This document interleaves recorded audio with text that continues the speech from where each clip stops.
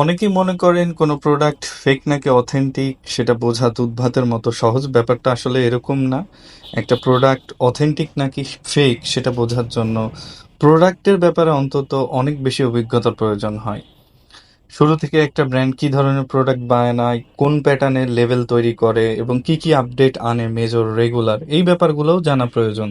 শুধুমাত্র side by side compare করে দু একটা এদিক সেদিক লেভেলিংয়ের চেঞ্জ দেখে বলা কখনোই সম্ভব না এটা ফেক প্রোডাক্ট নাকি অথেন্টিক প্রোডাক্ট। কোনো প্রোডাক্ট ফেক নাকি অথেন্টিক সেটা ভেরিফাই করার জন্য নানানভাবে টেস্ট দেওয়া হয়।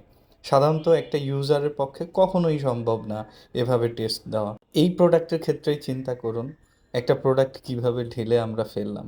এই ফেলারও কারণ আছে। কারণ এটা অয়েলের মতো করে পড়ছে নাকি নর্মাল পানির মতো করে পড়ছেন, এটাও আমাদের যাচাই বাছাই করার দরকার আছে।